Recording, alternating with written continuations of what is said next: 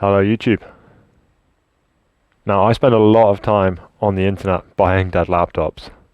It's something that I've done since I was about 10 years old, and it's given me an idea. We're gonna set ourselves a little challenge. We're gonna start with £100. We're gonna see how many laptops or devices that it takes to turn that £100 into 1,000. So, to kick things off, I bought this dead MacBook Air on Vinted. Say MacBook Air A2337, so it's a M1 MacBook Air, and it's meant to have liquid damage. So I paid, I think it was around £50. Let me check. So I paid £50 and 94 pence for this MacBook Air. And you know what? It's in pretty good condition, looking at the outside of it. I thought it was a good deal, so let's have a look. The screen's a bit smudged, but the palm rest looks okay. It's meant to have been liquid damage, but the keyboard doesn't feel crunchy. Let's pop the back off and see what we find.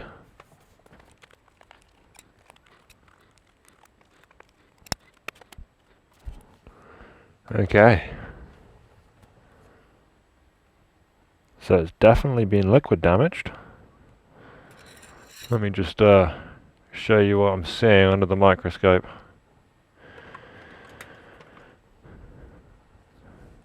Start over here. So it doesn't look too bad.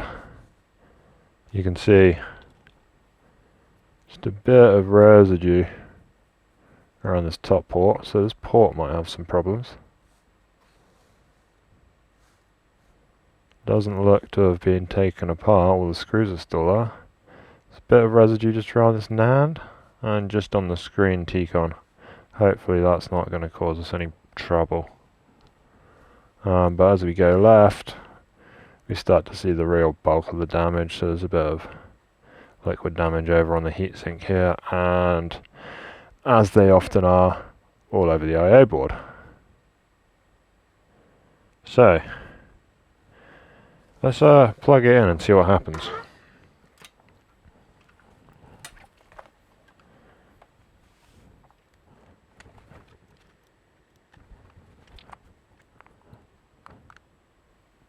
Okay, it's stuck at 5 volts. Let's try the other port. Yeah, that one's the same. Okay.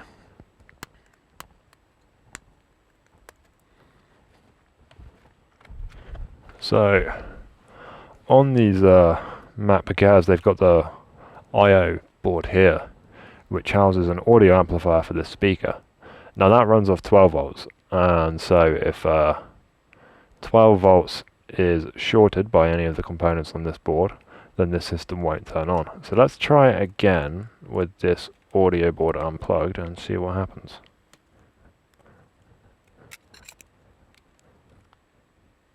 I don't believe it. Got 20 volts. Is it turning on? Wow. This is some easy profit. Let's try and not show you the user data. Yeah, this is good news.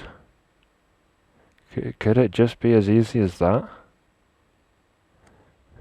Could be. Right. Well, we know the system turns on with the I/O board unplugged. So the next thing I'm going to want to do is take the logic board out. Just make sure there's no corrosion anywhere on the logic board. And if that's okay, we can look at either getting a replacement I/O board or maybe trying to fix the one that's already there. I have a pretty tight budget on this, and I've still got to buy a charger, so I might try and fix that.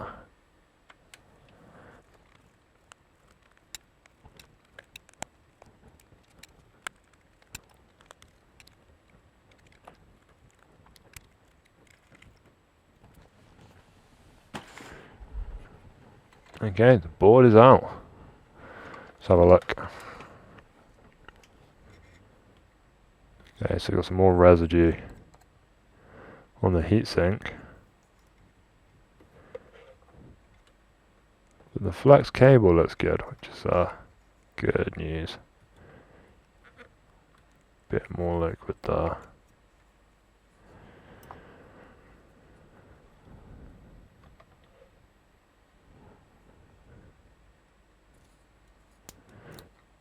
Nothing nasty hiding under that sticker. Let's just get that cable out of the way. Yeah. Definitely some liquid damage. But I think it stopped about there. Because the board is looking clean. The USB-C port is gunky at best. So that'll need cleaning up, but I don't think we'll need to replace it. Which is good. Maybe just chuck it through the ultrasonic clean and get rid of all that residue. On the other side, yeah, the other side's okay as well. Just got some liquid residue on it. So that's perfect.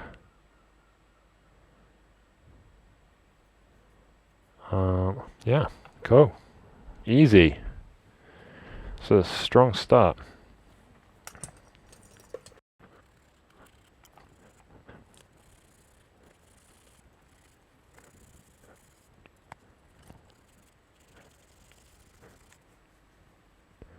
I don't know what they spelt on this, but it's very sticky. But it's just on the heatsink, so I don't even think I need to ultrasonic clean this motherboard.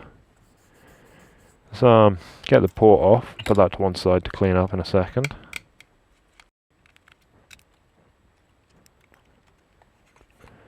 This cable can go with it just to get the residue off the back of the cable.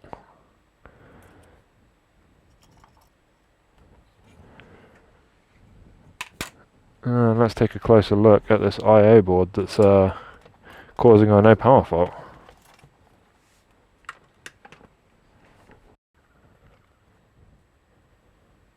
Doesn't look too bad. So the main area of damage is just on this bank of caps next to the audio amplifier. So it might be that this cap has failed short circuit. It looks like it's probably this cap that's failed. But we may well have to rebuild this audio amplifier or replace it, because there's definitely been some residue in that area.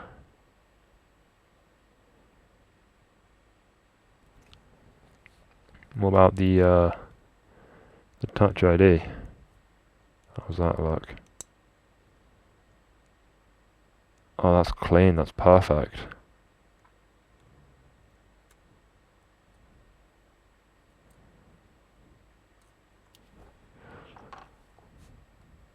Right, I guess we take the I/O board out and get it cleaned up.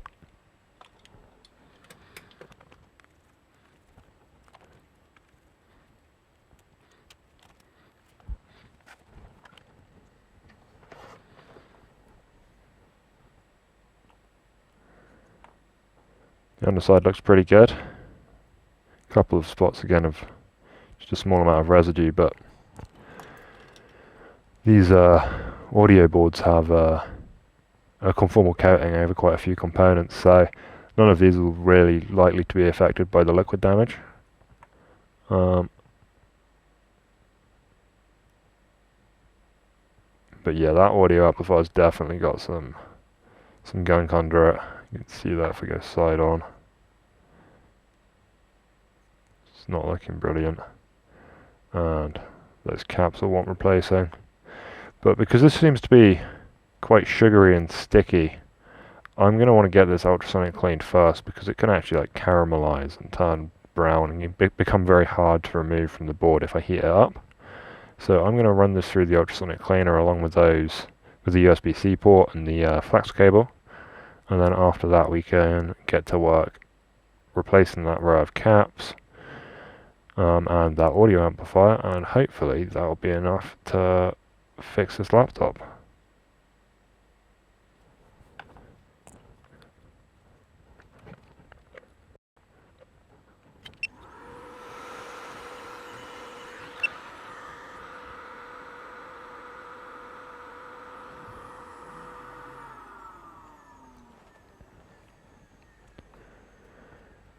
So here we go, after the ultrasonic clean, it's actually looking pretty good.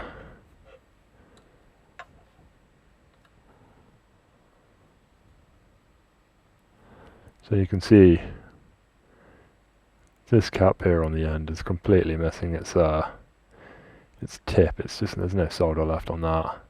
And this one, I mean, it's there, but it's pretty corroded. So I'll do that capacitor as well.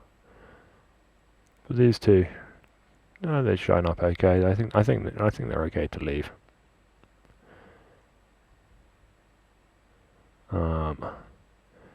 Probably still want to lift the audio amplifier just to make sure there's nothing underneath it. It's cleaned up very well. Yeah, but I think this is the only real problem area. So I'm going to check, see if those caps were short circuit.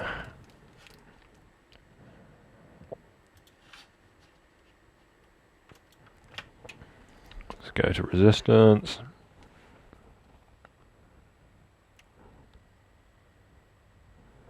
No, they're not short circuit, so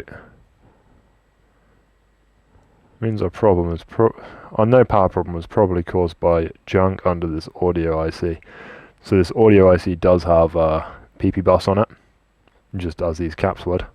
And if junk gets under here, it can short PP bus out. So let's get that removed.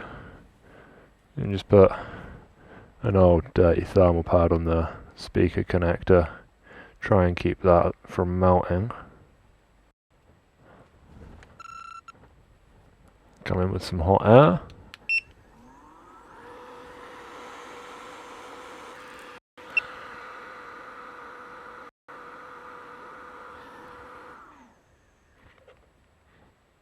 That doesn't even look too bad. Kinda wish I'd just left it. I'm gonna be really lazy and see if I can put this back on without reballing it. So I've just added a bit of liquid flux. Just gonna see how the balls form.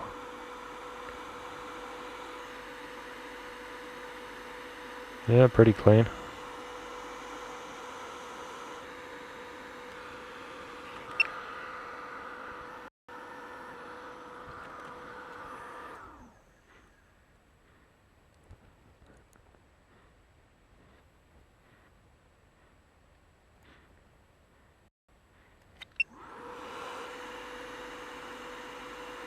Ah, that didn't go the way I wanted it to. Okay, gotta reball it. Oh no, maybe not. It's sort of pulled back in. Did I even put this on the right way round? I'm gonna have to have a look. I have no idea if I put this on the right way around. Okay, I just checked and the dot is meant to be in this corner. This is why you always check orientation. So let's get this back off, reball it, put it back on properly.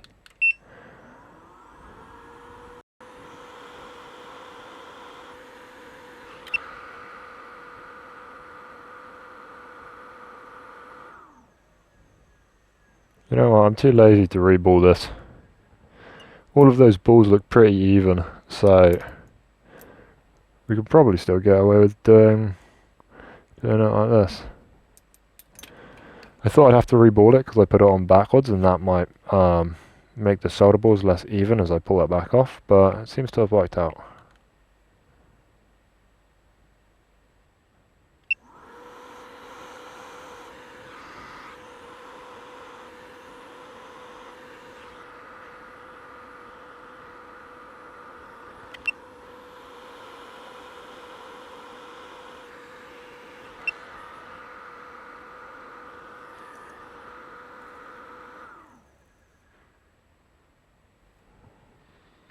Look at that, I didn't even mount the speaker connector.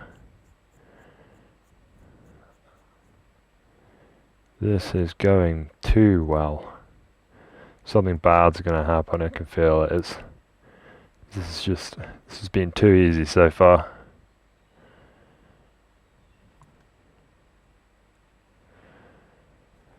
Okay, well, I suppose the next thing to do is to put it all back together and see if it works.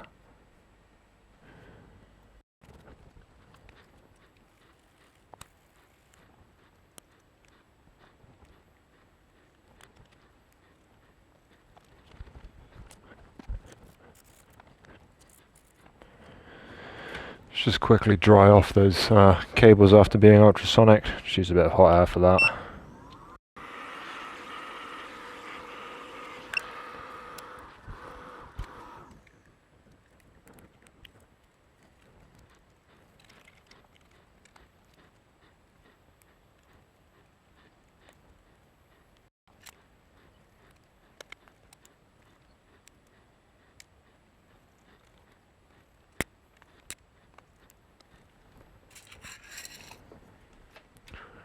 Right, let's see what it does.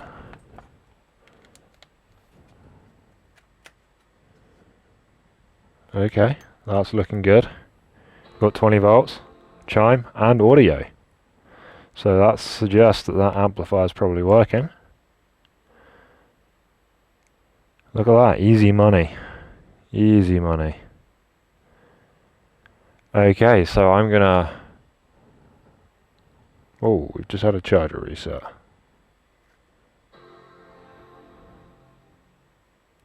Oh, we're okay, I think.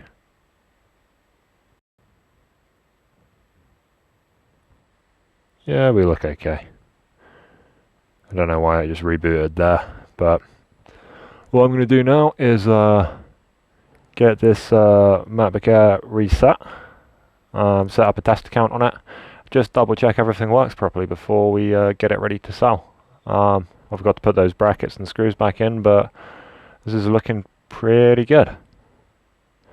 So I'm gonna do all that stuff, and I'll pick up later in the video. And I'm back with the MacBook Air.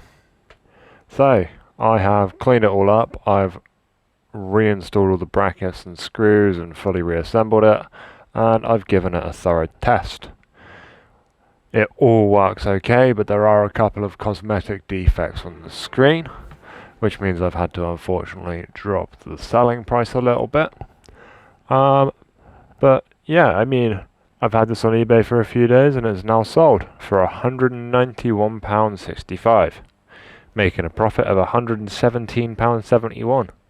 This leaves me with a total budget of £217.71. That's all for this video. If you like this video, hit that up thumb button and subscribe if you want to see what I buy next. Thanks for watching. Goodbye.